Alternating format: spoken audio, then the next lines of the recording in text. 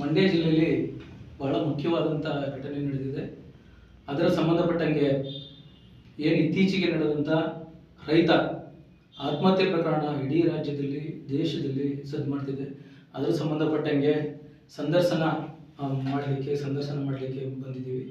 ಆ ಸಂದರ್ಶನದಲ್ಲಿ ನಾಡಿನ ಹೋರಾಟಗಾರರಾದಂತಹ ಎಂ.ಬಿ. ನಾಗಣ್ಣಗೌಡರು ಇದ್ದಾರೆ, ಕರುನಾಡ ಸೇವಕರು ಸಂಘಟನೆಯ ವಕ್ತಾರರು ಹಾಗೆ ಗುತ್ತಿಗೆ ಕಾರ್ಮಿಕರ ಸಂಘಟನೆಯ ರಾಜ್ಯಾಧ್ಯಕ್ಷರಾದಂತಹ ನಾಗಣ್ಣಗೌಡರು ಬಂದಿದ್ದಾರೆ ಈ ಕಾರ್ಯಕ್ರಮಕ್ಕೆ.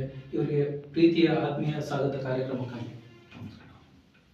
ಬಂಧುಗಳೇ, ಈಗ ಬಹಳ ಮುಖ್ಯವಾಗಿ ಚರ್ಚಿತವಾದಂತಹ ಮಂಡ್ಯ ಜಿಲ್ಲೆಯಲ್ಲಿ ಒಂದು ಘಟನೆ, ಘೋರವಾದಂಥ ಘಟನೆ ನಡೆದಿದೆ ಕಳೆದ 2 ದಿನದ ಹಿಂದೆ. ಅದರಲ್ಲಿ ಪ್ರಮುಖವಾಗಿ ರೈತರ ಮೇಲೆ ನಡೆಯತಕ್ಕಂಥ ಹಲ್ಲೆ ಆಗ್ಬೋದು, ದೌರ್ಜನ್ಯಗಳಾಗ್ಬೋದು, ದಬ್ಬಾಳಿಕೆಗಳಾಗ್ಬೋದು, ಆತ್ಮಹತ್ಯೆಗಳು ನಡೀತಿದ್ದಾವೆ. ಅದರಲ್ಲಿ ಇದೊಂದು ದೊಡ್ಡ ದುರಂತವೇ ಸರಿ. ಇತ್ತೀಚೆಗೆ ನಡೆದಂಥ ಕೇರ್ಪೇಟೆ ಮಂಜೇಗೌಡರು ಸಂಬಂಧಪಟ್ಟಂಗೆ ನಮ್ಮ ಮಂಡ್ಯ ಜಿಲ್ಲೆಯಲ್ಲಿ ಅದರ DC ಕಚೇರಿಯ ಮುಂಭಾಗ ಮತ್ತು ಪಾರ್ಕಲ್ಲಿ ಈ ಥರದ ಘಟನೆ ನಡೀಬಾರ್ದಿತ್ತು, ನಡೆದಿದೆ. ಈ ಘಟನೆಗೆ ಪ್ರಮುಖ ಕಾರಣ ಏನು ಅಂತಕ್ಕಂಥ ಪ್ರಶ್ನೆನ ಮೊದಲಿಗೆ ನಾಗಣ್ಣಗೌಡರ ಜೊತೆ ಮಾತಾಡೋಣ. ಸರ್, ಈ ಕಾರ್ಯಕ್ರಮಕ್ಕೆ ಬಂದಿದ್ದೀರಿ, ನೀವು ಸಾಕಷ್ಟು ಹೋರಾಟಗಳು ಮಾಡಿದ್ದೀರಿ. ಈ ಘಟನೆಗೆ ಪ್ರಮುಖವಾದಂಥ ಕಾರಣ ಏನು ಸರ್? ಇರುವ ಕಾರಣ ಅಂತ ಹೇಳೋದಾದರೆ ನಮ್ಮ ಸರ್ಕಾರಿ ವ್ಯವಸ್ಥೆ ಇರುವ ಕಾರಣ ಅಂತ ಹೇಳಬೇಕಾಗತ್ತೆ. ಇಲ್ಲಿ ಯಾರೋ ಒಬ್ಬ ಅಧಿಕಾರಿ ಒಂದು ಕಚೇರಿ ಅಂತ ಮಾತ್ರ ಅಲ್ಲದೆ ಇಡೀ ಸರ್ಕಾರಿ ವ್ಯವಸ್ಥೆ ಇವತ್ತು ಆ ರೈತನನ್ನ ಕೊಲೆ ಮಾಡಿದೆ ಅಂತ ನಾವು ಹೇಳಬೇಕು. ಇನ್ನು ನಿಮ್ಮ ಪ್ರಶ್ನೆಗೆ ನಾವು ನಿರ್ದಿಷ್ಟವಾಗಿ ಹೇಳೋದಾದರೆ, ಏನು ಮಂಜೇಗೌಡ ಅಂತೇಳಿ ರೈತ ಒಬ್ಬ ಮಂಡ್ಯ ಜಿಲ್ಲಾಧಿಕಾರಿ ಕಚೇರಿ ಎದುರು ಮೊನ್ನೆ ದಿನ ಪೆಟ್ರೋಲನ್ನು ಸುಟ್ಕೊಂಡು ಅತ್ಯಂತ ಹೀನಾಯವಾಗಿ ಆತ್ಮಹತ್ಯೆನ ಮಾಡ್ಕೊಂಡು ಸತ್ತೋಗಿದ್ದಾನೆ. ಅವನು ಸಾವು ಆಗಲಿಕ್ಕೆ ಕಾರಣ ಏನು? ಅವನ ಕುಟುಂಬಕ್ಕೆ ಸೇರಿದಂಥ ಸುಮಾರು 2 ಎಕರೆ ಭೂಮಿಯನ್ನು ಸರ್ಕಾರ ವಶ ಮಾಡ್ಕೊಂಡ ಮೇಲೆ ಪರ್ಯಾಯ ಭೂಮಿ ಅಂತೇಳಿ ಒಂದು ಬೀಳು ಭೂಮಿಯನ್ನು ತೋರಿಸಿದ್ರು. ಆ ಬೀಳು ಭೂಮಿಯನ್ನು ಕಳೆದ 10 ವರ್ಷಗಳನ್ನು ಉತ್ಕೊಂಡು ಬೆತ್ಕೊಂಡು ಹೆಂಗೋ ಅವ್ರು ಹೊಟ್ಟೆಪಾಡು ಮಾಡ್ಕೊಂಡು ಬರ್ತಿದ್ದ. ಏಕಾಏಕಿ ಅರಣ್ಯ ಇಲಾಖೆಯವ್ರು ಬಂದು ಅಳತೆ ಮಾಡಿ ಕಲ್ಲಾಕ್ಬಿಟ್ಟು ನಮ್ಮ ಜಾಗ ನೆದಳು ಅಂತ ಹೇಳಿದ್ರೆ ಇದ್ದ ಭೂಮಿನೂ ಇಲ್ಲ, ಕೊಟ್ಟಿರ್ತಕ್ಕಂಥ ಭೂಮಿನೂ ಇಲ್ಲ. ಇವತ್ತು ವ್ಯವಸ್ಥೆ ಏನು ಮಾಡಬೇಕು? ಅವ್ರಿಗೆ ಅಳತೆ ಮಾಡಿ ಅವ್ನ ಜಾಗ ಬಸ್ ಫಿಕ್ಸ್ ಮಾಡಬೇಕು. ಪ್ರತಿನಿತ್ಯ ಬಂದು ಅರಣ್ಯ ಇಲಾಖೆ ಕಿರುಕುಳ ಕೊಡ್ತದೆ. ಬರೀ ಕೇವಲ ಮಂಜೇಗೌಡ ಸ್ಟೋರಿ ಅಲ್ಲ ಇದು, ಈ ಜಿಲ್ಲೆ ಮತ್ತು ರಾಜ್ಯದಲ್ಲಿ ಇರತಕ್ಕಂಥ ಲಕ್ಷಾಂತರ ರೈತ ಸ್ಟೋರಿ ಇದು. ಒಬ್ಬ ಮಂಜೇಗೌಡ ಪೆಟ್ರೋಲ್ ಸುಟ್ಕೊಂಡು ಸತ್ತದಕ್ಕೆ ನಿಮಗೆ ಸುದ್ದಿ ಆಗ್ತಾ ಇದೆ, ನಿಮಗೆ ಗೊತ್ತಾಗ್ತಾ ಇದೆ. ಎಲ್ಲರೂ ಸತ್ತರೆ ಮಾತ್ರ ನಿಮ್ಗೆ ಗೊತ್ತಾಗಬೇಕು ಅಂತ ಹೇಳಿದ್ರೆ ಎಲ್ಲರೂ ನಾಳೆ ಬೆಳಗ್ಗೆ ಜಿಲ್ಲಾಧಿಕಾರಿ ಕಚೇರಿ ಅಂತ ಬರ್ತಾರೆ. ಅದರಿಂದ ಏನು ಸಮಸ್ಯೆ ಇದೆ ನಾವು ಕೇಳ್ತಕ್ಕಂಥದ್ದು. ಅವ್ನು ಈ ರೀತಿ ಸಮಸ್ಯೆ ಆದಾಗ ಅದು ಅಟೆಂಡ್ ಮಾಡ್ತಕ್ಕಂಥ ಜವಾಬ್ದಾರಿ ಎಷ್ಟು ಜನ ಇವತ್ತು ನಮ್ಮ ಗ್ರಾಮ ಪಂಚಾಯತಿಗಳಿಗೆ, ತಾಲೂಕು ಪಂಚಾಯತಿಗಳಿಗೆ, ತಹಸೀಲ್ದಾರ್ಗಿದೆ? ಇಲ್ಲ. ಅದರ ಫಲಿತಾಂಶಗಳು ಇವತ್ತು ಒಬ್ಬ ರೈತ, ಇದನ್ನೆಲ್ಲ ನಾವು ವೆಬ್ ಸೀರೀಸು ಸಿನಿಮಾಗಳಲ್ಲಿ ನೋಡ್ತಿದ್ವಿ. ರೈತರು, ಇನ್ಯಾರು ಕಾರ್ಮಿಕರು, ಬಡವರು, ದಲಿತರು ಬಂದು ಅಸಹಾಯಕತೆಯಿಂದ ಸರ್ಕಾರಿ ಕಚೇರಿಗಳ ಮುಂದೆ ಸೀಮಣೆ ಹೊಯ್ಕೊಂಡು ಪೆಟ್ರೋಲ್ ಹೊಯ್ಕೊಂಡು ಸಾಯ್ತಕ್ಕಂಥದ್ದು. ನಾನು ಮೊನ್ನೆ ಒಂದು ವೆಬ್ ಸೀರೀಸಲ್ಲಿ ನೋಡಿದೆ. ಒಬ್ಬ ಇದೇ ರೀತಿ ಒಬ್ಬ ಅಸಹಾಯಕ ಬಂದು ಕೋರ್ಟ್ ಮುಂದೆ, ಹೈಕೋರ್ಟ್ ಮುಂದೆ ಸೀಮಣೆ ಸುಳ್ಕೊಂಡು ಹೊತ್ತೋಗ್ಬಿಡ್ತಾನೆ. ಈ ವೆಬ್ ಸೀರೀಸಲ್ಲಿ ನೋಡ್ತಿದ್ದೆ. ಜಸ್ಟ್ ಇದು ನೋಡಿ 2 ತಿಂಗಳಾಗಿಲ್ಲ, ಕಣ್ಣೆದುರುಗಡೆ ನಾವು ನೋಡ್ತಕ್ಕಂಥ ಸೃಷ್ಟಿಯಾಗಿದೆ. ನಮ್ಮ ವ್ಯವಸ್ಥೆ ಫೇಲ್ಯೂರ್ ಆಗಿದೆ ಅಲ್ಲ. ಇದಕ್ಕೆ ಸಾಕಷ್ಟು ಆತ್ಮಹತ್ಯೆಗಳು ನಡೆದಿದೆ. ಆದರೆ ಮಂಡ್ಯದಲ್ಲಿ ಇದೊಂದು ಗಂಭೀರವಾದಂಥ ಪ್ರಕರಣ. DC ಕಚೇರಿ ಮುಂದೆ ಆ ಪ್ರಕರಣದಲ್ಲಿ ಅವರು ಅಷ್ಟೊಂದು ಮನನೊಂದು ಆತ್ಮಹತ್ಯೆ ಮಾಡಿಕೊಳ್ಳಲಿಕ್ಕೆ ಪ್ರಮುಖವಾದಂಥ ಕಾರಣ ಏನು, ಅವರಿಂದಲೇ ಏನು?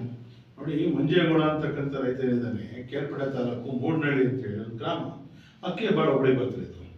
ಅವರು ತಲೆತಲೆಯಿಂದ ವ್ಯವಸಾಯದ ಮೇಲೆ ನಂಬ್ಕೊಂಡು ಜೀವನ ಮಾಡ್ಕೊಂಬಂತ ಕುಟುಂಬ ಅದು. ಅವ್ರಿಗೊಂದು 15-20 ವರ್ಷಗಳಿಂದ ಅವ್ರಿಗೆ ಇದ್ದಂಥ ಒಂದು ದೊಡ್ಡ ಭೂಮಿಯನ್ನು ಸರ್ಕಾರ ಅಕ್ವೈರ್ ಮಾಡ್ಕೊಂಡಿದೆ. ಅಕ್ವೈರ್ ಮಾಡಿ ಅಲ್ಲಿ ಸೈಟ್ಗಳನ್ನ ಮಾಡಿ ಏನೋ ಒಂದು ಬೇರೆ ಉದ್ದೇಶಕ್ಕೆ ಬೆಳೆಸ್ಕೊಂಡಿದೆ.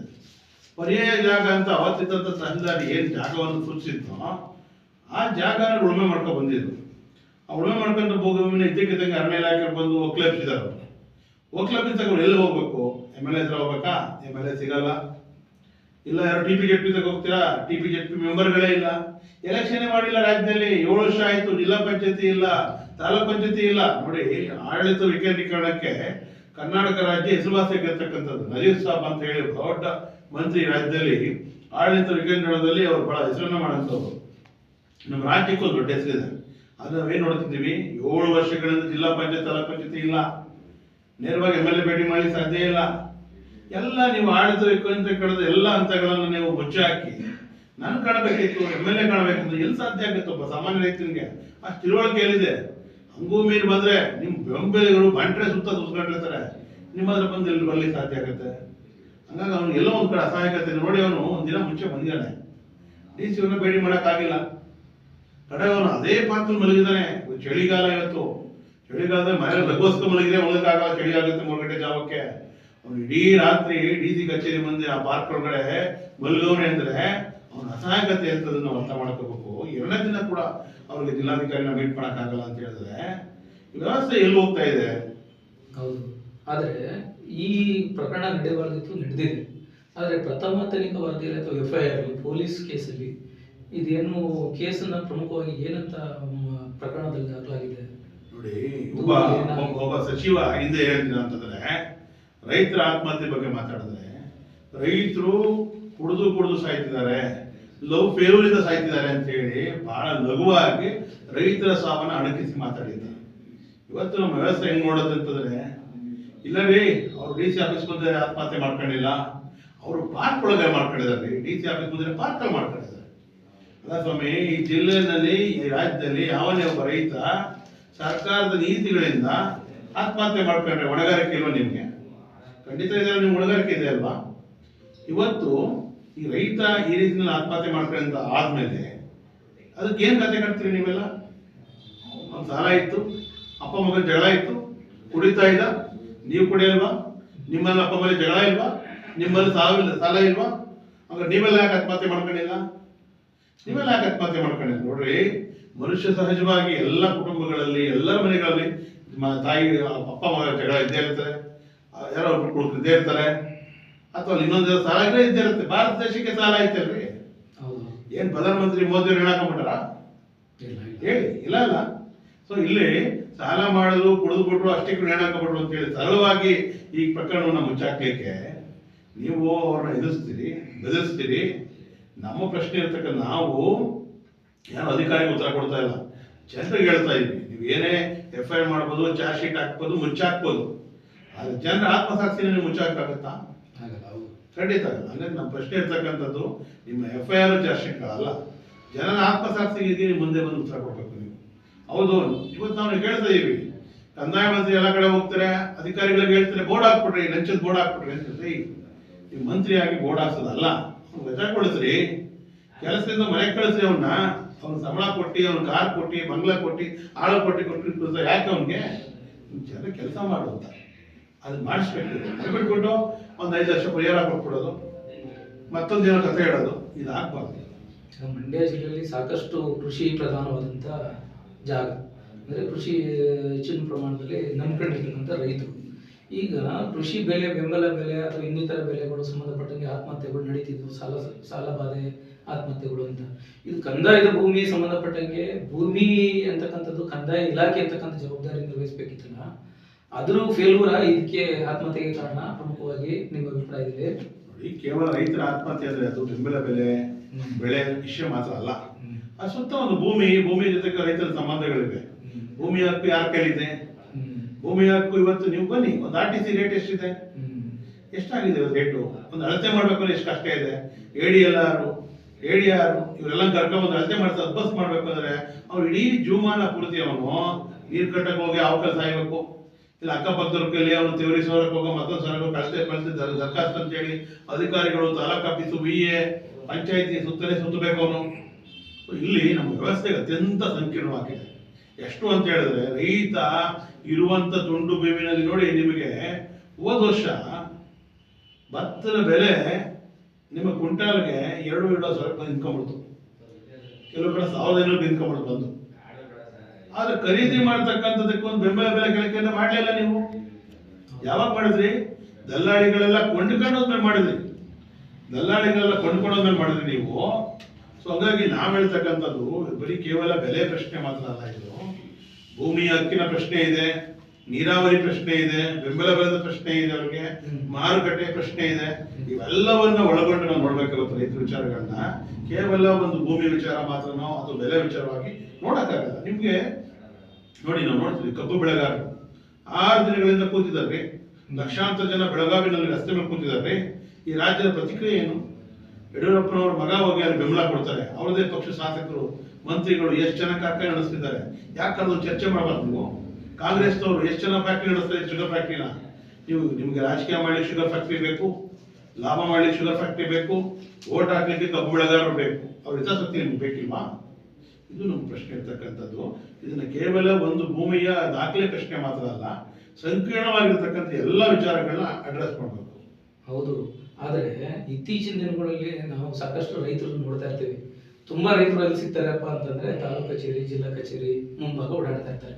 ಅಂದ್ರೆ ಇದಕ್ಕೆ ಕೊನೆ ಅನ್ನೋದು ಇಲ್ಲವಾ? ಅಥವಾ ಈ ಕಂದಾಯ ಭೂಮಿಗೆ ಯಾವುದೇ ರೀತಿಯಾದಂಥ ತ್ವರಿತವಾಗಿ ಸರ್ಕಾರದ ಯೋಜನೆಗಳೇನು, ಆಡಳಿತ ಯಂತ್ರಗಳು ಏನು ಮಾಡ್ತಿದ್ದಾವೆ ಅನ್ನೋದ್ರ ಬಗ್ಗೆ ಯಾಕೆ ನೀವು ರೈತರನ್ನ ಈ ಥರದ ಅನ್ಯಾಯಕ್ಕೆ ಸಿಲುಕಿಸಿರೋದು? ಆಡಳಿತ ಏನು ಕಾರ್ಯಾಂಗ ಅಂತ ಏನು ನಾವು ಕರಿತೀವೋ ಅದ್ರ ವೈಫಲ್ಯನೂ ಕಾರಣ ಅಂತ. ಖಂಡಿತವಾಗಿ ಏನಾಗಿದೆ, ಸರ್ಕಾರದ ಬದ್ಧತೆಯ ಕೊರತೆ, ಅಧಿಕಾರಿಗಳ ಬದ್ಧತೆಯ ಕೊರತೆ, ಭ್ರಷ್ಟಾಚಾರ, ಪ್ರಾಮಾಣಿಕತೆ ಕೊರತೆ ಇವತ್ತು ಆಡಳಿತದ ಎಲ್ಲ ಹಂತಗಳಲ್ಲೂ ಇದೆ. ನೀವು ಯಾವುದೇ, ನಾನು ಸ್ವತಃ ನನ್ನ ಅನುಭವದಲ್ಲಿ ಹೇಳ್ತೀನಿ, ನಾನು ಒಂದು ನಿವೇಶನವನ್ನ ಅಳತೆ ಮಾಡಿಸ್ಲಿಕ್ಕೆ ಆಗ್ತಾನೆ ಕೊಟ್ಬಿಟ್ಟಿದ್ದೀನಿ, ಆಗ್ಲೇ ಇಲ್ಲ, ಕಡಗು ಆಗ್ಲಿಲ್ಲ. ಇನ್ನೊಂದು ಒಂದು ಗ್ರಾಮೀಣ ಭಾಗದ ಒಂದು ಸಣ್ಣ ತುಂಡು ಭೂಮಿಯನ್ನು ಅಳತೆ ಮಾಡಿಸ್ಲಿಕ್ಕೆ ಅದಕ್ಕೆ 100 ಸಾರಿ ತಿರ್ಬೇಕಾಗಿ ಬಂತು. ನಮ್ಗೆ ಅಷ್ಟಿಷ್ಟು ಸರ್ಕಾರಿ ಆಫೀಸ್ ಗೊತ್ತಿರೋರಿಗೆ ಎಷ್ಟು ಪರಿಸ್ಥಿತಿ ಆದರೆ ದಿನನಿತ್ಯ ಅಂದಂದಿಗೆ ದುಡ್ಡು ತಿಂತಕ್ಕಂಥ ರೈತ ಎಷ್ಟು ಮಟ್ಟಿಗೆ ಎಲ್ಲಿ ಸುತ್ತಾಡಕ್ಕಾಗುತ್ತೆ? ವ್ಯವಸ್ಥೆ ಸಮಗ್ರವಾಗಿ ಗೊತ್ತಾಗಬೇಕು. ವಿಶೇಷವಾಗಿ ಭೂಮಿ ಸಂಬಂಧಪಟ್ಟಂಗೆ ಅಪ್ ಟು ಡೇಟ್ ಎಲ್ಲ ದಾಖಲೆಗಳು ಎಲ್ಲವನ್ನ ಸಿದ್ಧಪಡಿಸೋ ಕೆಲಸವನ್ನ ಸಮರೋಪಾದಿಯಲ್ಲಿ ನಡೆಸಬೇಕು. ಇಲ್ಲ ಅಂತ ಹೇಳಿದ್ರೆ ರೈತರು ಬರೀ ಬೆಲೆ ಒಂದ್ ಕಡೆ ಕೃಷಿನೇ ಜೂಜಾಟ. ಒಂದ್ಸಾರಿ ಬೆಳೆ ಇರೋದಿಲ್ಲ, ಬೆಳೆ ಬಂದು ನೀರಿರೋದಿಲ್ಲ, ನೀರಿದ್ರೆ ಬೆಲೆ ಇರಲ್ಲ. ಒಂದ್ ರೀತಿ ಈ ದೇಶದ ದೊಡ್ಡ ಜೂಜು ಅಂದ್ರೆ ಕೃಷಿನೇ. ಹೌದೌದು. ಹಂಗಿರ್ಬೇಕಾದ್ರೆ ನೀವು ಇಲ್ಲಿ ಬೇರೆ ಕೊಡಬಾರ್ದ್ರೆ ಕೊಟ್ಲೆಲ್ಲ ಕೊಟ್ಕೊಂಡು ಬಂದ್ರೆ ಅವ್ರು ಹೆಂಗ್ ಬದುಕ್ತಾನೋ? ಸಾಧ್ಯನೇ ಇಲ್ಲ. ಆತ್ಮಹತ್ಯೆನೇ ನೋಡಿ. ನಿಮ್ಗೆ ಅತ್ಯಂತ ಹೆಚ್ಚು ಆತ್ಮಹತ್ಯೆಗಳು ನಡೀತಿರ್ತಕ್ಕಂಥದ್ದು ಎಲ್ಲಿ ಅಂದ್ರೆ ನೀರಾವರಿ ಪ್ರದೇಶಗಳಲ್ಲಿ ನಡೀತಕ್ಕಂಥದ್ದು. ಹೌದೌದು. ಮಂಡ್ಯ ಜಿಲ್ಲೆ ಒಂದು ನೀರಾವರಿ ಪ್ರದೇಶ ನೋಡಿ. ಮಂಡ್ಯದಲ್ಲಿ ನಿಮಗೆ ನಾನು ನೇರವಾಗಿ ಹೇಳ್ಬೇಕಂದ್ರೆ ಸರ್ಕಾರದ ಪಾತ್ರ ಏನಿತ್ತು ಇಲ್ಲಿ? ಮಂಡ್ಯದಲ್ಲಿ ಸುಮಾರು ಒಂದು ಮ್ಯಾಕ್ಸಿಮಮ್ ಅಂದ್ರೆ 40 ಲಕ್ಷ ಟನ್ ಕಬ್ಬು ಬೆಳೆಯತಕ್ಕ ಸಾಮರ್ಥ್ಯ ಇರ್ತಕ್ಕಂಥ ಜಿಲ್ಲೆ. ಸಕ್ಕರೆ ಕಾರ್ಖಾನೆಗಳಿಗೆ ಒಂದು ಸರಿಯಾದ ರೇಟನ್ನು ಕೊಡಬೇಕು ಅನ್ನೋ ವಿಚಾರಕ್ಕೆ ಬಂದ್ರೆ ನಾವೀಗ ನೋಡಿ KMF ಮಾದರಿನಲ್ಲಿ ನಾವು ಹಾಲು ಉತ್ಪಾದಕ ಸಂಘ ಕಟ್ಕೊಂಡಿದ್ದೀವಿ. ಈ ಜಿಲ್ಲೆನಲ್ಲಿ ಸುಮಾರು 1,25,000 ಜನ ಅದಕ್ಕೆ ಮೆಂಬರ್ ಇದ್ದಾರೆ. ನೇರವಾಗಿ ಸಾವಿರಾರು ಜನ ರೈತರುಗಳಿಗೆ ಇವತ್ತು ಕುಟುಂಬಗಳಿಗೆ ಅನುಕೂಲ ಆಗ್ತಾ ಇದೆ. ಒಂದು ನಿಶ್ಚಿತ ಬೆಲೆ ಇದೆ. KMF ಸಹಕಾರ ರಂಗದಿಂದ ನಿಶ್ಚಿತ ಬೆಲೆ ಇದೆ, ಮಾರ್ಕೆಟ್ ವಿಸ್ತರಣೆ ಆಗಿದೆ, ಖಚಿತವಾದ ಬೆಲೆ ಸಿಗ್ತಾ ಇದೆ. ಎಳ್ನೀರಿನಿಗೂ ಆ ಕೆಲಸ ಮಾಡ್ಬೋದು, ಬೆಲ್ಲಕ್ಕೆ ಆ ಕೆಲಸ ಮಾಡ್ಬೋದು. ಏನಾಗುತ್ತೆ ಆ ರೀತಿ ಮಾಡಿದಾಗ ಆಲೆ ಮನೆಗಳು ಸ್ಟ್ರೆಂಥನ್ ಆಗ್ತವೆ. ಒಂದು ಆಲೆ ಮನೆ ಬೆಳೆದ್ರೆ ಒಂದು ಹಳ್ಳಿನಲ್ಲಿ 50 ಜನ ಕೆಲಸ ಕೊಡ್ಬೋದು. ಕಪ್ಪು ಕಡಿಯೋರು, ಒಡೆಯೋರು, ಸಾಕ್ಸೋರು, ಆಲೆ ಮನೆ ಕೆಲಸ ಮಾಡೋರು, ಎಲ್ಲ ರೀತಿಯಲ್ಲಿ ಹಳ್ಳಿಯ ಗ್ರಾಮೀಣ ಆರ್ಥಿಕತೆ ಬೆಳೆಯುತ್ತೆ. ಆದ್ರೆ ಆ ಕೆಲಸ ಸರ್ಕಾರ ಮಾಡ್ತಾ ಇಲ್ಲ. ಇವತ್ತು ಯಾರ ಕೈಲಿದೆ ಬೆಳೆದ ಮಾರ್ಕೆಟ್? ಮಾರವಾಡಿಗಳ ಕೈಲಿದೆ, ದಲ್ಲಾಳಿಗಳ ಕೈಲಿದೆ. ಎಳ್ನೀರು ಮಾರ್ಕೆಟ್ ಏಷ್ಯಾದ ದೊಡ್ಡ ಮಾರ್ಕೆಟ್ ಮದ್ದೂರು. ಯಾರ ಕೈಲಿದೆ ಇವತ್ತು ಮಾರ್ಕೆಟ್? ದಲ್ಲಾಳಿ ವ್ಯವಹಾರಗಳು ಮಾರವಾಡಿಗಳ ಕೈಲಿದೆ, ದಲ್ಲಾಳಿಗಳ ಕೈಲಿದೆ. ನೇರವಾಗಿ ನೀವು ಕೋಆಪರೇಟಿವ್ ಸೆಕ್ಟರ್ ತಂದ್ರೆ ಇದೆಲ್ಲಾನು ಕೂಡ ಸರ್ಕಾರ ಅದಕ್ಕೊಂದು ಹೂಡಿಕೆ ಬಂಡವಾಳವನ್ನು ಹಾಕಬೇಕು, ದೊಡ್ಡ ಮಟ್ಟದ ಮಾರ್ಕೆಟ್ ವಿಸ್ತರಣೆ ಮಾಡಬೇಕು, ಕೊಡುಕೊಳ್ಳುವಿಕೆಯನ್ನು ತಾನೇ ಮಾಡಬೇಕು. ಇವತ್ತು ಏನು KMF ಮಾಡ್ತಾ ಇದೀವಿ ಹಾಲು ಉತ್ಪಾದಕರಿಗೆ, ಆ ರೀತಿ ಮಾಡಿದಾಗ ಒಂದಿಷ್ಟು ಖಚಿತ ಬೆಲೆ ಕೊಡ್ಬೋದು, ತಂತ್ರಜ್ಞಾನ ಕೊಡ್ಬೋದು, ಸಾಲ ಸೌಲಭ್ಯ ಕೊಡ್ಬೋದು. ರೈತ ಆಗ ಪರೋಕ್ಷವಾಗಿ ಸ್ಟ್ರೆಂಥನ್ ಮಾಡಲಿಕ್ಕೆ ಅನುಕೂಲ ಆಗುತ್ತೆ, ಈ ಎಕಾನಮಿ ಕೂಡ ಸ್ಟ್ರೆಂಥನ್ ಆಗುತ್ತೆ. ಈ ಹಿನ್ನೆಲೆಯಲ್ಲಿ ರೈತರು ಆತ್ಮಹತ್ಯೆ ಮಾಡ್ಕೊತಿದ್ರು, ಪ್ರಾಣ ಕಳ್ಕೊತಿದ್ರು. ಇಂಥ ಸಂದರ್ಭದಲ್ಲಿ ರಾಜ್ಯದಲ್ಲಿ ಸಾಕಷ್ಟು ರಾಜ್ಯ ಮಟ್ಟದ, ದೇಶ ಮಟ್ಟದಲ್ಲಿ ಹೋರಾಟಗಳು ಸಂಘಟನೆ ಆಗ್ತಿದ್ವು. ಒಂದು ಸಣ್ಣ ವಿಷಯಕ್ಕೆ ಬೀದಿ ನಿಂತು ಹೋರಾಟ ಮಾಡ್ತಿದ್ದಂಥ ಸಂದರ್ಭದಲ್ಲಿ ಇವತ್ತು ಹೋರಾಟ ಅಂತಕ್ಕಂಥದ್ದು ಎಲ್ಲೋ ಮರೀಚಿಕೆ ಆಗಿದೆ. ಇದಕ್ಕೆ ಕಾರಣ ಏನು? ಮತ್ತೆ ರೈತ ಚಳವಳಿಗಳು ಮತ್ತೆ ಹೋರಾಟಗಾರರು ಇದಕ್ಕೆ ಏನು ಸ್ಪಂದಿಸ್ತಿದ್ದಾರೆ ಅಂತಕ್ಕಂಥದ್ದನ್ನ ನಿಮ್ಮ ಅಭಿಪ್ರಾಯದಲ್ಲಿ ಹೇಗಿದೆ ಪರಿಸ್ಥಿತಿ? ಒಂದು, ಎಲ್ಲ ರಾಜಕೀಯ ಪಕ್ಷಗಳು ಇವತ್ತು ಎಲ್ಲ ಗ್ರಾಮಗಳಲ್ಲೂ ಬೇರೂರಿವೆ. ಅಲ್ಲಿ ಜನಗಳನ್ನ ಮತ್ತು ರೈತರನ್ನ ಜಾತಿಯ ಹೆಸರಿನಲ್ಲಿ, ಧರ್ಮದ ಹೆಸರಿನಲ್ಲಿ, ರಾಜಕೀಯ ಪಕ್ಷಗಳ ಹೆಸರಿನಲ್ಲಿ ಅವ್ರನ್ನ ಡಿಬೈಡ್ ಮಾಡಲಾಗಿದೆ. ಮೊದಲು ರೈತರು ಅಂದ ತಕ್ಷಣ ಅದಕ್ಕೆ ಪಕ್ಷಾತೀತ ಅಂತ ಒಂದು ಗೊತ್ತಿತ್ತು, ಐಡೆಂಟಿಟಿ ಇರ್ತಿತ್ತು. ಇವತ್ತು ಜನತಾದಳ ರೈತ, ಕಾಂಗ್ರೆಸ್ ರೈತ, BJP ರೈತ ಅಂತ ಆಗಿದೆ. ಇನ್ನು ಕೆಲವು ಕಡೆ ಅದು ಜಾತಿ ನೆಲೆಯಲ್ಲಿ ಒಡೆದೋಗಿದೆ. ನಾಯಕತ್ವಗಳು ಕೂಡ ಒಡೆದೋಗಿದೆ. ರೈತನಿಗೆ ಯಾವುದೇ ಜಾತಿ ಇಲ್ಲ, ಅದು ವೃತ್ತಿ ಆಧಾರಿತವಾಗಿರ್ತಕ್ಕಂಥ ಒಂದು ಗುಂಪು. ಅದನ್ನ ಜಾತಿ ಆಧಾರದಲ್ಲಿ ವಿಂಗಡಿಸಿ ಮಾಡಿರ್ತಕ್ಕಂಥದ್ದೇ ಒಂದು ರಾಜಕೀಯ. ಇವತ್ತು ಅವರನ್ನ ನೀವು ಈ ಜಾತಿ ಧರ್ಮಗಳನ್ನ ಮೀರಿದ ಒಂದು ಐಕ್ಯತೆ, ಇವತ್ತು ಬೆಳಗಾವಿ ನೋಡ್ತಿದೀವಲ್ಲ, ಎಲ್ಲ ಕಪ್ಪು ಬೆಳೆಗಾರರು ತಾವು ರೈತ ಅಂತಕ್ಕಂಥ ಐಡೆಂಟಿಟಿ ಮೇಲೆ ಹೋರಾಟ ಮಾಡ್ತಿದ್ದಾರೆ. ನಿಜವಾಗ್ಲೂ ಆ ರೀತಿ ಮಾಡಿದಾಗ ಅಷ್ಟೇ ನಾವು ಪಡೆಯಕ್ಕೆ ಸಾಧ್ಯ ಆಗುತ್ತೆ. ಒಂದು, ಮತ್ತೆ ಎರಡನೇದಾಗಿ ಬಹಳಷ್ಟು ನಮ್ಮ ಹಳೆ ಮೈಸೂರು ನಾವು ಸೀಮಿತವಾಗಿ ನೋಡಿದ್ರೆ ಜನರು ರೈತರ ಬೆಳೆಗೆ ಪಕ್ಷದಲ್ಲಿ ಇದ್ದಂಥ ಕಾರ್ಯಕರ್ತರು ಲೀಡರ್ಗಳು ಯಾರು ಮೊದಲಿಂದ ದೊಡ್ಡಕೊಂಡಿದ್ದಾರೆ ಅವರಷ್ಟೇ ಹೋರಾಟ ಮಾಡ್ತಕ್ಕಂಥದ್ದನ್ನ ನಾವು ನೋಡ್ತಿದ್ದೀವಿ. ಸಮಸ್ಯೆಗಳನ್ನ ಜನರ ಬಳಿ ಕೊಂಡೊಯ್ಯಬೇಕು, ರೈತರ ಬಳಿ ಕೊಂಡೊಯ್ದರೆ ಖಂಡಿತ ಪುನಶ್ಚೇತನ ಮಾಡಲಿಕ್ಕೆ ಸಾಧ್ಯ ಇದೆ. ಈ ಪ್ರಕರಣ ನೀವು ಮಾತಾಡ್ದಂಗೆ ಸಾಕಷ್ಟು ಸದ್ದು ಮಾಡಬೇಕಿತ್ತು. ಮೇನ್ ಸ್ಟ್ರೀಮ್ ಮಾಧ್ಯಮಗಳು ಅಂದ್ರೆ ಮುದ್ರಣ ಮಾಧ್ಯಮ ಇರ್ಬೋದು, ಎಲೆಕ್ಟ್ರಾನಿಕ್ ಮಾಧ್ಯಮಗಳು ಇರ್ಬೋದು, ಇದರಲ್ಲಿ ಯಾವುದೋ ಒಂದು ವಿಷಯನ ಬೆಳಗ್ಗೆಯಿಂದ ಸಂಜೆ ಗಂಟ ಒಂದು ಕ್ರೈಮ್ ವಿಷಯನ ಬೆಳಗಿನ ಸಂಜೆ ಗಂಟ ತೋರ್ತಾರೆ. ಅದರಲ್ಲಿ ಘೋರವಾಗಿ ಸೀಮೆಣ್ಣೆಯನ್ನ ಮತ್ತೆ ಪೆಟ್ರೋಲ್ ಸುರಿಸ್ಕೊಂಡು ಒಬ್ಬ ಆತ್ಮಹತ್ಯೆ ಮಾಡ್ಕೊಂಡಿದ್ದಾನೆ. ಒಂದು ಗಂಭೀರವಾದ ಒಂದು ಪ್ರಕರಣ. ಇವತ್ತು ಮಾಧ್ಯಮಗಳಲ್ಲಿ ಈ ತರದ ಸುದ್ದಿ ಆಗ್ತಿಲ್ಲ. ಏನು ಕಾರಣ ಏನು? ನೋಡಿ, ಮಂಡ್ಯ ಜಿಲ್ಲೆಯಲ್ಲಿ ಪಾಂಡವಪುರ ತಾಲೂಕಿನಲ್ಲಿ ಗಾಢಮಸರಳ್ಳಿ ಅಂತ ಹೇಳಿ ಅಷ್ಟೇ. ಅಲ್ಲಿ ಒಬ್ಬ ರೈತ ಕಬ್ಬನ್ನ ಕಟಾವು ಮಾಡಿದ್ದನ್ನ ಸಾಕ್ಲಿಕ್ಕೆ ಆಗದಿದ್ದಕ್ಕೆ ಕಬ್ಬಿನ ಗದ್ದೆ ಸಹಿತ ತಾನೇ ಬೆಂಕಿಯನ್ನು ಹಚ್ಕೊಂಡು ಆತ್ಮಹತ್ಯೆ ಮಾಡ್ಕೊಂಡ. ವರ್ಷ 15 ವರ್ಷ ಆಯ್ತು. ಬಹಳ ದೊಡ್ಡ ಸುದ್ದಿ ಆಯ್ತು ಆ ಟೈಮಲ್ಲಿ. ನಮ್ಮ ಜಿಲ್ಲೆನಲ್ಲಿ ದೊಡ್ಡ ಹೋರಾಟ ಕೂಡ ನಡೀತು ಆ ಟೈಮಲ್ಲಿ. ತುಂಬಾ ಜನ ರಾಜಕೀಯ ನಾಯಕರು ಕೂಡ ಬಂದಿದ್ರು. ಇವತ್ತು ಒಂದು ಜಿಲ್ಲಾಧಿಕಾರಿ ಕಚೇರಿ ಮುಂದೆ ಒಬ್ಬ ರೈತ ಅಸಹಾಯಕನಾಗಿ ಪೆಟ್ರೋಲ್ ಸುರ್ಕೊಂಡ್ರು ಕೂಡ ಮಾಧ್ಯಮ ಅತ್ಯಂತ ಕ್ಷೀಣವಾದ ದನಿಯಲ್ಲಿ ಪ್ರತಿಕ್ರಿಯೆ ಕೊಡುತ್ತೆ ಅಂದ್ರೆ ಅವರ ಆದ್ಯತೆಗಳು ಬೇರೆ ಇದೆ.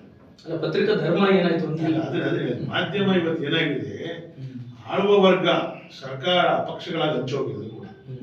ಆ ವರ್ಗಕ್ಕೆ ಯಾವ ವಿಚಾರ ಇಷ್ಟ ಆಗತ್ತೋ, ಅವ್ರಿಗೆ ಯಾವ್ದು ಪ್ರಿಯವಾಗಿತ್ತು ಅದನ್ನ ಬರೀತಕ್ಕಂಥದ್ದು, ಅದನ್ನ ಪ್ರಕಟ ಮಾಡ್ತಕ್ಕಂಥದ್ದು. ನೋಡಿ, ದರ್ಶನ್ ಒಬ್ಬ ಸಾಮಾನ್ಯ ಸಿನಿಮಾ ನಟ, ಅದೊಂದು ಪ್ರಕರಣ ಆಗಿದೆ, ವಿಚಾರಣೆ ನಡೆಯುತ್ತೆ. 24 ಗಂಟೆ ದರ್ಶನ್ ಹಿಂದೆ ಕ್ಯಾಮ್ರಾ ಹಾಕೊಂಡು ಕೂತ್ಕೊಳ್ಳೋ ಅವಶ್ಯಕತೆ ಏನ್ರಿ ಇದೆ? ಈ ರಾಜ್ಯದಲ್ಲಿ 7 ಕೋಟಿ ಜನ ಇದ್ದಾರೆ, 7 ಕೋಟಿ ಜನರ ಭವಿಷ್ಯ ಇದೆ. ಒಬ್ಬ ಸಿನಿಮಾ ನಟನ ಹಿಂದೆ ಹೋಗಿ ಕೂತ್ಕೊಂಡು ದಿನಾ ಬೆಳಗ್ಗೆ ಬಂದ ಹೋದ ಅಕಸ್ ಮಾಡ್ದ ಉಚ್ಚ ಹೋದ ಅಂತ ತೋರಿಸ್ಕೊಳ್ಳೋ ಅವಶ್ಯಕತೆ ಏನಿದೆ? ಎಲ್ಲರಂಗೆ ಅವನೊಬ್ಬ ಸಾಮಾನ್ಯ ಆರೋಪಿ, ವಿಚಾರಣೆ ನಡೆಯುತ್ತೆ, ತನಿಖೆ ನಡೆಯುತ್ತೆ, ಅದು ಬರುತ್ತೆ. ಅಂದ್ರೆ ಇವರ ಆದ್ಯತೆಗಳು ಬೇರೆ ಇವೆ.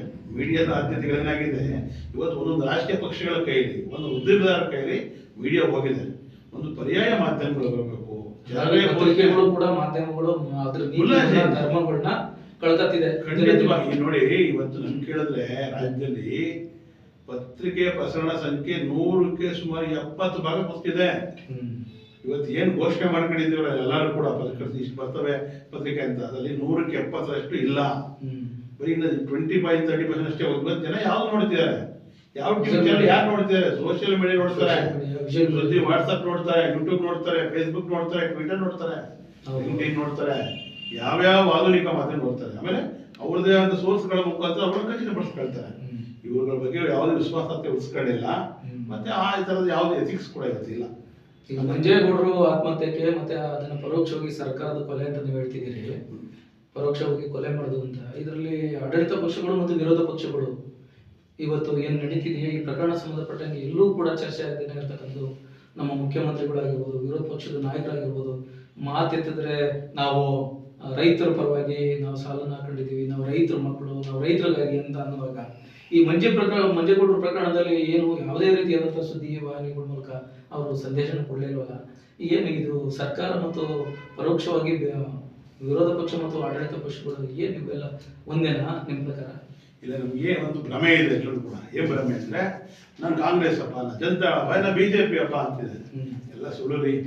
ನೀವು ಹೋಗಿ ನೋಡ್ರಿ, ವಿಧಾನಸೌಧದಲ್ಲಿ ನೋಡ್ರಿ. ನೀವು ಎಲ್ಲ ಯಾರ್ಯಾರು MLA-ಗಳಿದ್ದಾರೆ, ಯಾವ ಮಂತ್ರಿಗಳಿದ್ದಾರೆ, ಇವತ್ತೆಲ್ಲ ಕೊಲಾಬ್ರೇಷನ್ ಬಿಸ್ನೆಸ್ಗಳಿದಾವೆ. 100 ಬಿಸ್ನೆಸ್ಗಳು. ಏನ್ ಮಚ್ಚಿ ಕೊಟ್ರೆ ಇಬ್ರು ಕದಿಸ್ಕೊಂಡ್ಬಿಡ್ತಾರೆ. ರೈತಿನಲ್ಲಿ ಬೆಳಗ್ಗೆ ಕಸ್ಪೀಟ್ ಮಾಡ್ತಾ ಇರ್ತಾರೆ. ಅವ್ರಿಬ್ರದ್ದು ಪರಸ್ಪರ ಬಿಸ್ನೆಸ್ಗಳಿದಾವೆ. ಸಮಾಜ ಮುಂದೆ, ಜನರ ಮುಂದೆ ನಾನು ಹೇಳ್ತಿಲ್ಲ. ಇವತ್ತು ಬೆಳಗಾವಿಯಲ್ಲಿ ಇಷ್ಟು ಮಟ್ಟ ಪ್ರತಿಭಟನೆ ಆಗ್ತಿದೆಯಲ್ಲ, ಎಲ್ಲಿ ನಿಮ್ಮ MLA-ಗಳು ಯಾಕೆ ಮಾತಾಡ್ತಿಲ್ಲ? ಕಾಂಗ್ರೆಸ್ ಅವರು ಮಾಡ್ತಿಲ್ಲ, ಜನತಾದವ್ರು ಮಾಡ್ತಿಲ್ಲ, ಬಿಜೆಪಿ ಮಾಡ್ತಿಲ್ಲ. ಎಲ್ಲರ ಮಧ್ಯೆ ಒಂದು ಮಿಲಾಖತ್ ಇದೆ, ಹೊಂದಾಣಿಕೆ ಇದೆ. ಇದೊಂಥರ ಎಲ್ಲ ಸರ್ವ ಪಕ್ಷಗಳ ಸರ್ಕಾರ ಆಯ್ತು. ಒಂದು ಪಕ್ಷ ಸರ್ಕಾರ ಆದ್ಮೇಲೆ ಇವ್ರ ಇಂಟ್ರೆಸ್ಟ್ ಅವ್ರ ಇಂಟ್ರೆಸ್ಟೇ. ಇವ್ರ ಹಿತಾಸಕ್ತಿ ಅವ್ರ ಹಿತಾಸಕ್ತಿ ಆಗಿರ್ಬೇಕಾದ್ರೆ ಹಿಂದೆ ಎಲ್ಲ ಸಿನಿಮಾಗಳಲ್ಲಿ ಕ್ಯಾರೆಕ್ಟರ್ ಮಾಡ್ಲಿಕ್ಕೆ ಜನ ಇಲ್ಲ ಅಂದ್ರೆ ಒಬ್ಬನೇ 3 ಕ್ಯಾರೆಕ್ಟರ್ ಮಾಡ್ತಾ ಇದ್ದ. ಈಗ ಸ್ವಲ್ಪ ಜನ ಇರೇ ಅಂತ ಅವ್ನು ಕಾಂಗ್ರೆಸ್, ಒಂದು ಬಿಜೆಪಿ, ಒಂದು ಜನತಾಳ ಅಂತ 3 ಕ್ಯಾರೆಕ್ಟರ್ ಮಾಡ್ತಾರೆ ಬಿಟ್ಟರೆ ಈ ಆಡಳಿತ ಪಕ್ಷದಲ್ಲಿ ಅಥವಾ ವಿರೋಧ ಪಕ್ಷಗಳಲ್ಲಿ ಯಾವುದೇ ರೈತರ ರಕ್ಷಣೆ ಸಿಗೋದು ಸಾಧ್ಯ ಇಲ್ಲ. ಯಾವ ಸರ್ಕಾರ ಬಂದ್ರು ಕೂಡ ಇವರ ಆಸಕ್ತಿ ಒಂದೇ ಇರುತ್ತೆ. ಅದು ಯಾವುದೇ ಪಕ್ಷ ಬರ್ಬೋದು, ಯಾವುದೇ ನೋಡಿ, ನಿಮ್ಗೆ ಬಿಜೆಪಿ ಸರ್ಕಾರ ಇದ್ದಾಗಲೂ ಭ್ರಷ್ಟಾಚಾರ ಇತ್ತು. ಅದನ್ನ ತೋರಿಸ್ಕೊಂಡೆ ಕಾಂಗ್ರೆಸ್ ಅಧಿಕಾರಕ್ಕೆ ಬಂತು. ಕಾಂಗ್ರೆಸ್ ಬಂದ್ಮೇಲೆ ಅದಕ್ಕಿಂತ ಇನ್ನೂ ಜಾಸ್ತಿ ಆಗಿದೆ. ನಿಮ್ಮ ಯಾರು ಸ್ಪೀಕರ್ UT ಖಾದರ್ 4G ಬಳಸ್ಕೊಂಡು ಎಷ್ಟು ಮಟ್ಟಿಗೆ ಗಗನಗಲ ಮಾಡಿದಾರೆ ಮನುಷ್ಯ, ಹೌದಲ್ವಾ? ಇವತ್ತು ಗುತ್ತಿಗೆದಾರರು ಎಷ್ಟು ಮಟ್ಟಿಗೆ ಫಲಿತಾಂಶ ನೋಡ್ತಿದ್ದೀವಿ. ಇವತ್ತು ರೈತರು ಎಷ್ಟು ಮಟ್ಟಿಗೆ ಅಂದ್ರೆ ಭ್ರಷ್ಟಾಚಾರ ಕಾಂಗ್ರೆಸ್ ಇದ್ದಾಗಲೂ ಇರ್ತದೆ, ಬಿಜೆಪಿ ಇದ್ದಾಗಲೂ ಇರ್ತದೆ, ಜನತಾಳ ಬಂದಲೂ ಬರುತ್ತೆ. ಆಯ್ತಾ? ಭ್ರಷ್ಟಾಚಾರ ಅನ್ನೋದು ಶಾಪ ಅಲ್ಲ, ಇದು ತಪ್ಪದು. ಶಾಪ ಅಂತ ತಕ್ಷಣ ಏನಾಗುತ್ತೆ, ಶಾಶ್ವತ ಅಂತ ಆಗ್ಬಿಡುತ್ತೆ. ಇದು ಒಂದು ವ್ಯವಸ್ಥೆ, ಇದು ಭ್ರಷ್ಟಾಚಾರ ಅಂತಕ್ಕಂಥ ಒಂದು ವ್ಯವಸ್ಥೆ. ಅದು ಆ ವ್ಯವಸ್ಥೆ ಎಲ್ಲ ಸೇರಿ ಪೋಷಣೆ ಮಾಡ್ತಾರೆ. ಪೋಷಣೆ ಮಾಡಿ ಫಲಾನುಭವಿಗಳಾಗಿರ್ತಾರೆ ಕೂಡ. ಅವಾಗ ಕೂಡ ಹೊರಗಡೆ ಎರಡು ಆಕ್ಟಿಂಗ್ಗಳನ್ನ ಮಾಡ್ತಾ ಇರ್ತಾರೆ. ಒಂದ್ ಕಡೆ ಅವರೇ ಕಾಂಗ್ರೆಸ್ ಕಾಲದಲ್ಲಿ ಬಿಜೆಪಿ ಓಟ ಮಾಡ್ತಾ ಇರುತ್ತೆ, ಬಿಜೆಪಿ ಬಂದ್ರೆ ಕಾಂಗ್ರೆಸ್ ಓಟ ಮಾಡ್ತಾ ಇರ್ತಾರೆ. ಸೊ ಇಬ್ರು ಕೂಡ ಏನಂದ್ರೆ ಒಂದು ಅಂಡರ್ಸ್ಟ್ಯಾಂಡಿಂಗ್ ಆಗಿರ್ತಕ್ಕಂಥ ಒಂದು ವಿಪಾತ್ರಗಳಲ್ಲಿ ನಡೆಸ್ತಾ ಇರ್ತಾರೆ ಅಂತ ನಾವು ಹೇಳ್ಬೋದು. ಯಾಕಂದ್ರೆ ನಾನು ಅಶೋಕ್ ಬೈದ್ರೆ ಮಂಡ್ಯಕ್ಕೆ ರೈತನ ಸಭೆ ಬಗ್ಗೆ ಮಾತಾಡಿಲ್ಲ, ಗೊತ್ತಿಲ್ವಾ ಅಂದ್ರೆ ಅವ್ರಿಗೆ. ಅದೇ ನೋಡಿ ನಾನು ಪ್ರಶ್ನೆ ಕೇಳೋದು, ಈ ಲೀಡರ್ಗಳು ಕೆರಗೋಡಲ್ಲಿ ಧ್ವಜಘಟನೆ ಅಂತ ತಕ್ಷಣ ಏನು ಮಾವೇರಿ ಜನ ಇದು ಬಂದ್ರಲ್ಲಪ್ಪ, ಮದ್ದೂರಲ್ಲಿ ಇನ್ನೊಂದು ಘಟನೆ ಅಂತ ತಕ್ಷಣ ಬೀದಿಗಳಿರಿ. ಈಗ ಪಕ್ಷದ ನಾಯಕರದ್ದು ಉದ್ದಬ್ಬ ಅಂತ ಹೇಳಿ ಎಲ್ಲಾ ಕಡೆ ಫ್ಲೆಕ್ಸ್ ಹಾಕಲ್ಲ ಸ್ವಾಮಿ. ಇವತ್ತು ಬನ್ನಿ ಬೀದಿಗಳಿರಿ, ಕಬ್ಬು ಬೆಳೆಗಾರರಿಗೆ ಬೆಳೆ ಕೊಡಿ ಅಂತ ಬೀದಿಗಳಿರಿ, ರೈತನ ಸಾವು ನ್ಯಾಯ ಕೊಡಿ ಅಂತ ಬೀದಿಗಳಿರಿ. ಯಾಕೆ ಹಿಡಿಯಲ್ಲ ಅಂದ್ರೆ ಇವತ್ತು ಆಡಳಿತ ಪಕ್ಷ ವಿರೋಧ ಪಕ್ಷಗಳಿಗೆ ಏನು ಬೇಕಾಗಿಲ್ಲ. ಅಂದ್ರೆ ಅವರು ಈ ಮೂಲಕ ಗಲಭೆ, ಈಗ ಮದ್ದೂರು ಗಲಭೆ, ಗಣಪತಿ ವಿಸರ್ಜನೆ ಪ್ರಮುಖವಾಗಿರ್ತವೆ. ಆದ್ರೆ ರೈತರು ಇಲ್ಲಿ ಆತ್ಮಹತ್ಯೆ ಮಾಡ್ಕೊಂಡು ಒಂದು ಸತ್ತಿದ್ದಾನೆ, ಒಂದು ಕುಟುಂಬ ಹಾಳಾಗಿದೆ, ಇದರಿಂದ ತುಂಬಾ ನೋವಲ್ಲಿದೆ. ಇದು ನಡಿಬಾರ್ದಿತ್ತು, ನಡೆದಿದೆ. ಆದ್ರೆ ವಿರೋಧ ಪಕ್ಷದ ನಾಯಕರು ಮಂಡ್ಯಕ್ಕೆ ಬಂದು ಭೇಟಿ ಮಾಡಿ ಆ ವಿಷಯದ ಬಗ್ಗೆ ಮಾತಾಡಲಿಲ್ಲ ಅಂತಂದ್ರೆ ಒಬ್ಬ ವಿರೋಧ ಪಕ್ಷದ ನಾಯಕನ ಘನತೆ ಏನಾಗಬೇಕು ಅಥವಾ ಏನು ನಾವು ನೋಡ್ತೀವಿ. ಎಲ್ಲವೂ ಏನಾಗಿದೆ, ಸರ್ಕಾರಿ ವ್ಯವಸ್ಥೆ ಒಳಗಡೆ ಎಲ್ಲ ಸರ್ಕಾರಿ ಸ್ವಾಮ್ಯದ ಕಾರ್ಖಾನೆಗಳನ್ನ ಮುಳುಗಿಸಿ ಖಾಸಗಿಯವರ ಕಾರ್ಖಾನೆಗಳು, ಖಾಸಗಿಯವರ ಕಾಲೇಜುಗಳು, ಖಾಸಗಿಯವರ ಹಾಸ್ಪಿಟಲ್ಗಳು ಮುನ್ನೆಲೆ ಕೊಡ್ತಾ ಇದ್ದಾವೆ. ನಾವು ನೋಡ್ತೀವಿ ಮೈಸೂರು ಕಾರ್ಖಾನೆ ಮುಚ್ಚ ಹಾಕಿ ಅದನ್ನು ಚಿಲ್ಲರೆ ಕಾಸಿಗೆ ಮಾರಿ ತಾವು ಒಂದೆರಡು ಕಾಸು ಚಿಲ್ಲರೆ ಕಾಸು ಬೆಳೆಸ್ಕೊಳ್ಳಕ್ಕೆ ಎಲ್ಲ ಪಕ್ಷಗಳು ತಯಾರಾಗಿಲ್ವಾ? ಇವತ್ತು ಸರ್ಕಾರ ಯಾಕೆ PPP ಮಾತ್ರ ಮಡಿಗೆ ಕಾಲ ತರ್ತಿ ಅಂತ ಹೇಳ್ತಾರೆ, ಅದು ಖಾಸಗಿ ಕಾಲ ಇನ್ನೊಂದು ರೂಪ. ಇವತ್ತು ಎಲ್ಲಿ ಬಡವರಿಗೆ ಮನೆ ಕೊಡ್ತಿದ್ದಾರೆ, ಬಡವರು ಎಲ್ಲಿ ಮನೆ ಕೊಡ್ತಿದ್ದಾರೆ? ಇವತ್ತು ರಿಯಲ್ ಎಸ್ಟೇಟ್ ಯಾಕೆ ಬೆಳೆದಿದೆ? ರಿಯಲ್ ಎಸ್ಟೇಟ್ ನ ಫಲಾನುಭವಿ ಇವತ್ತು ಯಾರ್ಯಾರು ವಿಧಾನಸಭೆ ಒಳಗಡೆ ಬಂದಿದ್ದಾರೆ, ಬಹಳ ಜನ ರಿಯಲ್ ಎಸ್ಟೇಟ್ ದಂಧೆ ಮಾಡ್ಕೊಂಡೆ ಬಂದಿರ್ತಕ್ಕಂಥವ್ರು, ಮೈನಿಂಗ್ ಗಳನ್ನ ಮಾಡ್ಕೊಂಡು ಬಂದಿರ್ತಕ್ಕಂಥವ್ರು, ಮತ್ತೆ ಅವರೇ ಹಾಸ್ಪಿಟಲ್ ನಡೆಸ್ತಕ್ಕಂಥವ್ರು, ಅವರೇ ಶಾಲೆಗಳು ನಡೆಸ್ತಕ್ಕಂಥವ್ರು. ಅದೇ ಕಾರಣಕ್ಕೆ ಇವತ್ತು ಶಿಕ್ಷಣ ಮತ್ತೆ ಆರೋಗ್ಯ ಎಲ್ಲವೂ ಕೂಡ ಇವತ್ತು ದುಬಾರಿ ಆಗಿರ್ತಕ್ಕಂಥದ್ದು. ಸರ್ಕಾರ ಫ್ಯಾಕ್ಟ್ರಿ ನಡೆಸ್ತಾರೆ, ಶುಗರ್ ಫ್ಯಾಕ್ಟ್ರಿ, ಇದು MLAಗಳು ಮಂತ್ರಿಗಳಲ್ವಾ? ಹಾಗಾಗಿ ಒಂದು ನಾವು ಅರ್ಥ ಮಾಡ್ಕೋಬೇಕು, ರೈತರಿಗೆ ಯಾವುದೇ ಜಾತಿ ಧರ್ಮ ಇಲ್ಲ, ಅದು ಮೀರಿದಂತ ಪಕ್ಷಾತೀತವಾಗಿರ್ತಕ್ಕಂಥ ಒಂದು ಹೋರಾಟವನ್ನು ಕಟ್ಟಬೇಕು.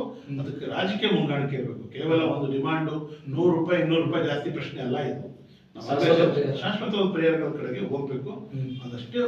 ಈ ಪ್ರಕರಣದಲ್ಲಿ ಸಾಕಷ್ಟು ಮುನ್ನೆಲೆಯಲ್ಲಿ ನೀವು ಪ್ರಥಮವಾಗಿ ಪ್ರತಿಕ್ರಿಯೆ ಮಾಡಿದ್ದೀರಿ ಹೋರಾಟದ ಮೂಲಕ. ಪ್ರಮುಖವಾದಂತ ಡಿಮ್ಯಾಂಡ್ ಏನು ನಿಮ್ದು? ಅಷ್ಟೇ ಇರ್ತಕ್ಕಂಥದ್ದು, ರೈತರ ಭೂ ಸಂಬಂಧಿತ ಎಲ್ಲ ವಿವಾದಗಳನ್ನ, ಕಂದಾಯ ಸಮಸ್ಯೆಗಳನ್ನ ತ್ವರಿತಗತಿಯಲ್ಲಿ ಬಗೆಹರಿಸಬೇಕು. ಅಷ್ಟು ಖಾತೆ ಬದಲಾವಣೆ ಇರ್ಬೋದು, ಅದ್ಬಸ್ತಿರ್ತಕ್ಕಂಥದ್ದು, ಪೋರ್ಟ್ ಚೇಂಜ್ ಮಾಡ್ತಕ್ಕಂಥ ಇರ್ಬೋದು, ದುರಸ್ತು ಮಾಡ್ತಕ್ಕಂಥ ಇರ್ಬೋದು, ಎಲ್ಲ ವಿಷಯಗಳನ್ನ ಬಗೆಹರಿಸಬೇಕು. ಮತ್ತೆ ಕೃಷಿಗೆ ಒಂದು ಲಾಭದಾಯಕವಾಗಿರ್ತಕ್ಕಂಥ ಉದ್ದಿಮೆ ಸ್ವರೂಪ ಕೊಡಲಿಕ್ಕೆ ಏನೆಲ್ಲ ಬೇಕೋ ಕೆಲಸವನ್ನು ಮಾಡಬೇಕು. ಮಾರುಕಟ್ಟೆ, ಬೆಲೆ, ಬೀಜ, ಸ್ವಲ್ಪ ಬಿತ್ತನೆ ಬರ್ತಕ್ಕಂಥ ಸಕಾಲಕ್ಕೆ ರಸಗೊಬ್ಬರ ಕೊಡ್ತಕ್ಕಂಥದ್ದು ಇವೆಲ್ಲವನ್ನು ಮಾಡಬೇಕು. ಈಗ ನಿರ್ದಿಷ್ಟ ಪ್ರಕರಣ ಮಂಜೇಗೌಡ ಪ್ರಕರಣದಲ್ಲಿ ಆ ಕುಟುಂಬಕ್ಕೆ 25 ಲಕ್ಷ ರೂಪಾಯಿ ಪರಿಹಾರವನ್ನು ಕೊಡಬೇಕು. ಮತ್ತೆ ಅವ್ರಿಗೆ ಏನು 2.5 ಎಕರೆ ಜಮೀನು ಅವ್ರದ್ದು ಅದ್ಬಸ್ತ್ ಫಿಕ್ಸ್ ಮಾಡಬೇಕು, ಮತ್ತೆ ಅವ್ರಿಗೆ ಕೊಡ್ತಕ್ಕಂಥ ಕೆಲಸ ಮಾಡಬೇಕು. ಯಾವ ಅಧಿಕಾರಿ ನಿರ್ಲಕ್ಷ್ಯ ವಹಿಸಿದಾನೋ ಅವನು ಮೊದಲು ಸಸ್ಪೆಂಡ್ ಮಾಡಬೇಕು. ಅವನ ಮೇಲೆ ಏನು ಕ್ರಮ ತಗೊಳ್ಳ ಮತ್ತೆ ಕೆಲಸ ಮಾಡ್ತಾನ ಅವನು. ಈ ಜಿಲ್ಲಾಧಿಕಾರಿಗಳು ಈ ಪ್ರಕರಣ ಸಂಬಂಧಪಟ್ಟಂಗೆ ಅವ್ರ ಪ್ರೀಮಿಸಸ್ ಅಲ್ಲೇ ಆಗಿರೋದು. ಜಿಲ್ಲಾಧಿಕಾರಿಗಳು ಜವಾಬ್ದಾರಿಯುತವಾಗಿ ಕಂದಾಯದ ಅಧಿಕಾರಿ, ಅವರು ಡಿಸ್ಟಿಕ್ಗೆ ಅವ್ರ ಅಧಿಕಾರ ಇದೆ. ಇದ್ರ ಬಗ್ಗೆ ಅವರ ಅಭಿಪ್ರಾಯ ಏನು ಅಂತ? ಜಿಲ್ಲಾಧಿಕಾರಿಯವರು ಅವ್ರು ಮಾತಾಡ್ತಕ್ಕಂಥ ಹೇಗೆ ಅಂತ ಹೇಳಿದ್ರೆ, ಅವರು ಇಡೀ ಜಿಲ್ಲೆಗೆ ಒಬ್ಬ ಅಧಿಕಾರಿಯಾಗಿದೆ, ಜಿಲ್ಲಾಧಿಕಾರಿ ಆಗಿದ್ದಾರೆ. ಈ ಜಿಲ್ಲೆಯಲ್ಲಿ ಯಾವುದೇ ರೈತ, ಕೂಲಿ ಕಾರ್ಮಿಕ, ಬಡವ, ದಲಿತ ಆತ್ಮಹತ್ಯೆ ಮಾಡ್ಕೊಂಡ್ರೆ ಅದಕ್ಕೆ ಪ್ರತಿಕ್ರಿಯಿಸ್ತಕ್ಕಂಥ ಹೊಣೆಗಾರಿಕೆ ನಿಮ್ಮ ಮೇಲಿದೆ. ನೀವು ತಳ್ಳಾಕಕ್ಕಾಗಲ್ಲ, ಜಾರ್ಕೊಳಕ್ಕಾಗಲ್ಲ. ಹಾಗಾಗಿ ಈ ಪ್ರಕರಣದವ್ರು ಇನ್ನೂ ಹೆಚ್ಚು ಗಂಭೀರವಾಗಿ ವರ್ತಿಸಬೇಕು, ಜವಾಬ್ದಾರಿಯುತವಾಗಿ ವರ್ತಿಸಬೇಕು ಅಂತ ನಾನು ಹೇಳಿ ಬಯಸ್ತೇನೆ. ಕೊನೆಯದಾಗಿ, ಈಗ ಸಾಕಷ್ಟು ಮಂಜೇಗೌಡರ ಪ್ರಕರಣ ತುಂಬಾ ಆಗಬಾರ್ದಿತ್ತು, ಆಗಿದೆ. ಅದು ಘೋರ ಘಟನೆ ಅಂತೇಳಿ ನಾವು ಎಲ್ಲ ಸ್ಮರಿಸಬೇಕು. ಅದು ಮಂಡ್ಯ ಜಿಲ್ಲೆಯಲ್ಲಿ ಈ ಥರ ಘಟನೆ ಮತ್ತೆ ಮತ್ತೆ ಆಗ್ತಿದೆ. ಈ ಕೊನೆಗೆ ಸರ್ಕಾರಗಳು ಅಥವಾ ಇದಕ್ಕೆ ಪರಿಹಾರ ಕೊನೆ ಅನ್ನೋದು ಯಾವಾಗ? ಇಲ್ಲ ನೋಡಿ, ಜಾಗತೀಕರಣ ನಂತರ ದಿನಗಳು ನೋಡ್ತಿದ್ದು ಹೇಳ್ತಾರೆ. ಅಲ್ಲಿ ದೇವನಹಳ್ಳಿ ಹತ್ರ ಚನ್ನರಾಯಪಟ್ಟಣ ಹೋಬಳಿನಲ್ಲಿ ಭೂಸ್ವಾಧೀನ ಮಾಡಬಾರ್ದು ಅಂತೇಳಿ ವರ್ಷಾನುಗಟ್ಟಲೆ ರೈತರು ಬೇದಿ ಕೊಡ್ತಿದ್ರು. ಇಲ್ಲಿ ಬೆಳೆದಿನಲ್ಲಿ ಗ್ರೇಟರ್ ಬೆಂಗಳೂರು ಯೋಜನೆ ಮಾಡಬಾರ್ದು ಅಂತೇಳಿ ರೈತರು ಬೇದಿಗಳಿದ್ದಾರೆ. ಇಲ್ಲಿ ಮಂಡ್ಯದಲ್ಲಿ ಕಾವೇರಿ ಆರತಿಯನ್ನ ಮಾಡಿ ನೀವು ನದಿಯನ್ನು ಹಾಳು ಮಾಡಬೇಡಿ ಅಂತ ರೈತರು ಬೇದಿಗಳಿದ್ದಾರೆ. ಸರ್ಕಾರಕ್ಕೆ ನಾವು ಮಾಡಬೇಡಿ ಅಂತ ಹೇಳಿದ್ರೆ ಅದನ್ನ ಮಾಡಲಿಕ್ಕೆ ಸರ್ಕಾರ ಸಿದ್ಧ ಇದೆ. ಯಾವುದನ್ನ ಮಾಡಬೇಕು ಅಂತ ಹೇಳ್ತೀವಿ ಅದನ್ನ ಮಾಡಲಿಕ್ಕೆ ಸಿದ್ಧ ಇಲ್ಲ. ಇದಕ್ಕೆ ಪರಿಹಾರ ಇರ್ತಕ್ಕಂಥದ್ದು ಒಂದು ಒಂದು ತೀವ್ರವಾಗಿರ್ತಕ್ಕಂಥ ಎಚ್ಚರಿಕೆಯಿಂದ ಇರ್ತಕ್ಕಂಥ ರಾಜಕೀಯ ಹೆಜ್ಜೆಗಳು. ಯಾಕಂದ್ರೆ ಹೋರಾಟ ಮಾಡೋದು ಮತ್ತೆ ಇವ್ರನ್ನೇ ಚುನಾಯಿಸಿ ಕಳಿಸೋದು. ಕಾಂಗ್ರೆಸ್ ನೋಡಿ ಈಗ ಏನಾಗಿದೆ, ಕಾಂಗ್ರೆಸ್ ಸರ್ಕಾರದಲ್ಲಿದೆ, ಇದೆಲ್ಲ ಹೆಚ್ಚು ಕಡಿಮೆ ವಿರೋಧ ಬಂದ ತಕ್ಷಣ ಯಾವುದೋ ಪಕ್ಷ ಬರುತ್ತೆ, ಬಿಜೆಪಿನ ಮತ್ತೊಂದು ಬರುತ್ತೆ. ಇವೆಲ್ಲದ್ರ ಬಗ್ಗೆ ಎಚ್ಚರಿಕೆ ಇರಬೇಕು. ಒಂದರ್ಥ ಹೇಳ್ಬೇಕಾದ್ರೆ ಕರ್ನಾಟಕದಲ್ಲಿ ನಿಜ ಹೇಳ್ಬೇಕಂದ್ರೆ ಕರ್ನಾಟಕದ ಹಿತಾಸಕ್ತಿಗಳನ್ನ ಕಾಪಾಡ್ತಕ್ಕಂಥ ನೋಡಿ, ಇವತ್ತು ಸೆಂಟ್ರಲ್ ಗೌರ್ಮೆಂಟ್ ನಮಗೆ 4 ಲಕ್ಷ ಕೋಟಿ ಪ್ರತಿ ವರ್ಷ ತೆರಿಗೆ ಸಂಗ್ರಹ ಮಾಡ್ತಾ ಇದೆ. GST ಇಂದ, ವೈಯಕ್ತಿಕ ತೆರಿಗೆ, ಆದಾಯ ತೆರಿಗೆಯಿಂದ ನಾವು ಬೆಡಿಗಾಸು ಕೊಡ್ತಾ ಇದೆ. ನಮ್ಮ ಹಕ್ಕನ್ನು ಪ್ರತಿಪಾದಿಸ್ತಕ್ಕಂಥ ಒಂದು ಫಸ್ಟ್ ರಾಜಕೀಯ ತಿಳುವಳಿಕೆ ಇರತಕ್ಕಂಥ ಪ್ರಾದೇಶಿಕ ಪಕ್ಷ ಈ ರಾಜ್ಯದಲ್ಲಿ ಬರಬೇಕು. ಅದಕ್ಕೆ ಬರಬೇಕಿರ್ತಕ್ಕಂಥ ಪೂರಕ ವಾತಾವರಣ ಖಂಡಿತವಾಗಿದೆ. ಕಟ್ತಕ್ಕಂಥ ನಾಯಕರು ನಿಜವಾದ ಕಾಳಜಿ ಇಟ್ಟು ಕೆಲಸ ಮಾಡಿದ್ರೆ ಖಂಡಿತ ಆ ಥರ ಒಂದು ಪ್ರಾದೇಶಿಕ ಪಕ್ಷಗಳು ನಾಡಿಗೆ ನ್ಯಾಯವನ್ನು ತಂದುಕೊಡಬಲ್ಲು ಅಂತ ಹೇಳಿಕ್ಕೆ ಅದು ಬಯಸ್ತೀನಿ. ಅದೇ ಕೊನೆಯದಾಗಿ ನಮ್ಮ ರೈತರಿಗೆ, ಮಂಡ್ಯದ ರೈತರಿಗೆ ಬರೀ ಆತ್ಮಹತ್ಯೆ ಒಂದೇ ಪರಿಹಾರ ಅಲ್ಲ, ಜೀವ ಹೋಯ್ತು ಆದರೆ ಸರ್ಕಾರಗಳು ಅದ್ರ ಮುಂದೆ ಬರಲಿಲ್ಲ. ಅವ್ರ ಮನೆ ಅನಾಥವಾಗಿದೆ. ದುಡಿಮೆ ಮಾಡೋರಿಗೆ ಹೋದಾಗ ಅವ್ರ ಮನೆ ಅನಾಥವಾಗಿರ್ತದೆ. ಕೊನೆಗೆ ನಮ್ಮ ರೈತರಿಗೆ ಇದೆಲ್ಲ ಮೀರಿ ಆತ್ಮಸ್ಥೈರ್ಯ, ಕೊನೆಗೆ ಆತ್ಮಸ್ಥೈರ್ಯಕ್ಕೆ ಏನನ್ನ ನೀವು ಹೇಳಿಕೆ ಬಯಸ್ತೀರಿ? ನೋಡಿ, ಮೊನ್ನೆ ಘಟನೆ ಏನು ರೈತನ ಆತ್ಮಹತ್ಯೆ ಆಗಿದೆಯಲ್ಲ, ಇದು ಬಹುಶಃ ನಮ್ಮ ಸಂಘಟನೆಗಳು ನಾವೆಲ್ಲ ದನಿ ಎತ್ತಿ ಹೋಗಿದ್ರೆ ಇದೊಂದು ಅನಾಮಿಕ ಸಾವಾಗಿ ಮುಚ್ಚೋಗ್ತಿತ್ತು. ಪ್ರಕರಣವನ್ನು ಮುಚ್ಚಾಗ್ತಿದ್ರು. ಎಲ್ಲರೂ ದನಿ ಎತ್ತದ ಏನಾಯಿತು, ಉಸ್ತುವಾರಿ ಸಚಿವರು, ಜಿಲ್ಲಾಧಿಕಾರಿಗಳು ವಿಕ್ಟೋರಿಯಾ ಹಾಸ್ಪಿಟಲ್ಗೆ ಓಡಬೇಕಾಗಿ ಬಂತು. ವಿರೋಧ ಪಕ್ಷದ ನಾಯಕರು ಯಾರು ನಿಖಿಲ್ ಕುಮಾರಸ್ವಾಮಿ ಅಥವಾ ಅವರು ಹೋಗ್ಬೇಕಾಗಿ ಬಂತು. ಸ್ಥಳೀಯ MLA ಹೋಗ್ಬೇಕಾಗಿ ಬಂತು. ಇವತ್ತು ರೈತ ಸಂಘಟನೆ, ಹಲವಾರು ಕನ್ನಡ ಸಂಘಟನೆಗಳು ಪ್ರತಿಭಟನೆ ಮಾಡುವಂತ ಬಂತು. ಎಲ್ಲ ಅಧಿಕಾರಿಗಳಿಗೆ ಒಂದು ಎಚ್ಚರಿಕೆಯನ್ನು ಕೊಡುವಂಥ ಕೆಲಸ ಆಗಿದೆ. ನಾನು ರೈತರಿಗೆ ಮನವಿ ಮಾಡ್ತಕ್ಕಂಥದ್ದು, ಆತ್ಮಹತ್ಯೆ ಯಾವತ್ತೂ ಪರಿಹಾರ ಅಲ್ಲ. ಒಂದು ಸರ್ಕಾರದ ನೀತಿಗಳಿಂದ ನಿಮ್ಮನ್ನ ಆತ್ಮಹತ್ಯೆಗೆ, ನಿಮ್ಮನ್ನ ಕೊಲೆ ಆಗ್ತಕ್ಕಂಥ ಸ್ಥಿತಿಗೆ ಇವತ್ತು ಸರ್ಕಾರದ ನೀತಿಗಳು ಕಾರಣ ಆಗಿವೆ. ಇವೆಲ್ಲವನ್ನು ಕೂಡ ಬದಲಾಯಿಸಲು ಸಾಧ್ಯ ಇದೆ. ನೀವು ಖಂಡಿತವಾಗಿ ಆತ್ಮಹತ್ಯೆ ಕಡೆಗೆ ಹೋಗಬೇಡಿ, ಸಂಘಟಿತರಾಗಿ. ಬದಲಾಗಿ ನೀವು ಪಕ್ಷ ಮತ್ತು ಜಾತಿಯನ್ನು ಮೀರಿದಂಥ ಒಂದು ಬಲಿಷ್ಠ ಸಂಘಟಿತರಾಗಿ ಇವೆಲ್ಲವನ್ನೂ ಬದಲಾಯಿಸಲು ಸಾಧ್ಯ ಇದೆ. ಯಾಕಂದ್ರೆ ಇತಿಹಾಸ ನಾವು ನೋಡ್ತಿದ್ದೀವಿ, ಯಾವುದು ಸ್ವಾಧೀನ ಏನು ಜಪ್ತಿ ಮಾಡ್ತೀವಿ ಸರ್ಕಾರ ಅಂಥವೆಲ್ಲ ಎದುರಿಸಿ, ಗುಂಡೇಟುಗಳು ಎದುರಿಸಿ ಬೆಳೆದಿರ್ತಕ್ಕಂಥದ್ದು ರೈತ ಸಂಘಟನೆ, ರೈತ ಹೋರಾಟ. ಅದಕ್ಕೊಂದು ದೊಡ್ಡ ಐತಿಹಾಸಿಕ ಆಗಿರ್ತಕ್ಕಂಥ ಒಂದು ಪರಂಪರೆ ಇದೆ. ಹಾಗಾಗಿ ಇದೆಲ್ಲವೂ ಕೂಡ ನಿಭಾಯಿಸೋದು ಖಂಡಿತ ರೈತರಿಗೆ ಸಾಧ್ಯ ಇದೆ. ಸೊ ಆತ್ಮಹತ್ಯೆ ಬದಲು ಅವರು ಸಂಘಟಿತರಾಗಬೇಕು, ಸಂಘಟಿತರಾಗಿ ಹೋರಾಡಬೇಕು. ಇದಷ್ಟೇ ಪರಿಹಾರ. ಸರಿಯಾದ ರಾಜಕೀಯ ಬದಲಾವಣೆ ಕಡೆ ಹೋಗಬೇಕು ಅಂತ ಹೇಳಲಿಕ್ಕೆ ನಾನು ಬಯಸ್ತೀನಿ. ಅದೇ ಇಷ್ಟೊತ್ತು ನಮ್ಮ ಜೊತೆಲಿ ರೈತರ ಆತ್ಮಹತ್ಯೆ ಮತ್ತೆ ಇತ್ತೀಚೆಗೆ ನಡೆದಂಥ ಗಂಭೀರವಾದಂಥ ಪ್ರಕರಣ, ಮಂಜೇಗೌಡರ ಪ್ರಕರಣ ತುಂಬ ಅನ್ಯಾಯ. ಈ ಅನ್ಯಾಯದ ಸಂಬಂಧಪಟ್ಟಂಗೆ ವಿಸ್ತೃತವಾದಂತಹ ಸಂದರ್ಶನಕ್ಕೆ ಭಾಗವಹಿಸಿ ನಮ್ಮ ಜೊತೆಗೆ ಹಲವಾರು ವಿಷಯಗಳ ಬಗ್ಗೆ ಹಂಚ್ಕೊಂಡಂತಹ ನಮ್ಮ ಕರುನಾಡ ಸೇವಕರ ಸೇನೆಯ ವಕ್ತಾರರು, ಹಾಗೆಯೇ ಗುತ್ತಿಗೆ ಕಾರ್ಮಿಕರ ಸಂಘದ ರಾಜ್ಯಾಧ್ಯಕ್ಷರು, ಪೌರ ಕಾರ್ಮಿಕರ ಸಂಘದ ರಾಜ್ಯಾಧ್ಯಕ್ಷರು ನಾಗಣ್ಣಗೌಡರು ನಮ್ಮ ಜೊತೆಲಿದ್ದಾರೆ. ಆದರೆ ಕೊನೆಯದಾಗಿ ನಾವು ಹೇಳಲಿಕ್ಕೆ ಬಯಸ್ತೀವಿ, ಈ ಪ್ರಕರಣಗಳನ್ನ ಸಾಕಷ್ಟು ಸರ್ಕಾರ ಮತ್ತೆ ಒಟ್ಟಾರೆ ನಮ್ಮ ಈ ಸಂದರ್ಶನ ವ್ಯಕ್ತವಾದದ್ದು ಮತ್ತೆ ಅಭಿಪ್ರಾಯಗಳು ನೋಡಿದಾಗ ಕಂದಾಯದ ವಿಷಯಗಳಲ್ಲಿ ಆಡಳಿತ ಮತ್ತು ಸರ್ಕಾರ ಈ ಎರಡೂ ಜೀವನದ ಮೇಲೆ, ಅಂದ್ರೆ ರೈತರ ಜೀವನದ ಮೇಲೆ ಚೆಲ್ಲಾಟ ಆಡೋದನ್ನ ನಿಲ್ಲಿಸಬೇಕು. ಆ ಮೂಲಕ ಏನಾದರೂ ಸರ್ಕಾರ ಅವ್ರಿಗೆ ಒತ್ತಾಸೆಯನ್ನು ಕೊಡಬೇಕು.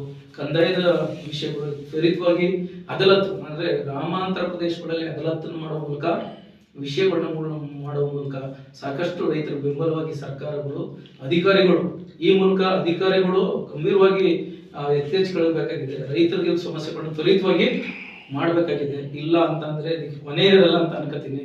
ಹಂಗಾಗಿ ಇದು ಸರಣಿಯಾದಂತ ಪರೋಕ್ಷವಾಗಿ ನೀವೇನು ಹೇಳ್ದಂಗೆ ಬರೀ ಆತ್ಮಹತ್ಯೆ ಅಲ್ಲ, ಇದು ಬದಲಾಗಿ ಸರ್ಕಾರದ ಪರೋಕ್ಷವಾದಂತ ಆಡಳಿತ ಮತ್ತು ಆಡಳಿತ ನಡೆಸ್ತಾ ಇರ್ತಕ್ಕಂಥ ನಡುವೆ ನಡೆದಂತಹ ಒಂದು ಪರೋಕ್ಷವಾದಂತ ಕೊಲೆ ಅಂತ ಹೇಳಿ ನಾವು ಹೇಳಲಿಕ್ಕೆ ಬಯಸಿದ್ರಿ. ಇದು ಸಾಬೀತಾಯ್ತದೆ. ಹಂಗಾಗಿ ಇನ್ನು ಮುಂದೆ ಆಡಳಿತ ನಡೆಸ್ತಾ ಇರ್ತಕ್ಕಂಥ ಜಿಲ್ಲಾಡಳಿತ ಇರ್ಬೋದು, ಸರ್ಕಾರಗಳಿರ್ಬೋದು, ರಾಜಕೀಯ ಪಕ್ಷಗಳು ಇರ್ಬೋದು, ಇದನ್ನ ರೈತರ ಬಗ್ಗೆ ಗಂಭೀರವಾಗಿ ಪ್ರಶ್ನೆ ಎತ್ತುವ ಮೂಲಕ ನ್ಯಾಯ ಸಿಗಲಿ ಅಂತಕ್ಕಂಥದ್ದು ಈ ಕಾರ್ಯಕ್ರಮದ ಉದ್ದೇಶ. ಹಂಗಾಗಿ ಇಷ್ಟೊತ್ತು ನಮ್ಮ ಜೊತೆಲಿ ಸಮಯವನ್ನು ಕೊಟ್ಟಂತ ನಾಗಣ್ಣಗೌಡರಿಗೆ ಈ ಕಾರ್ಯಕ್ರಮದ ಪರವಾಗಿ ವಂದನೆಗಳನ್ನ ಸಲ್ಲಿಸ್ತೀವಿ. ನಮಸ್ಕಾರ.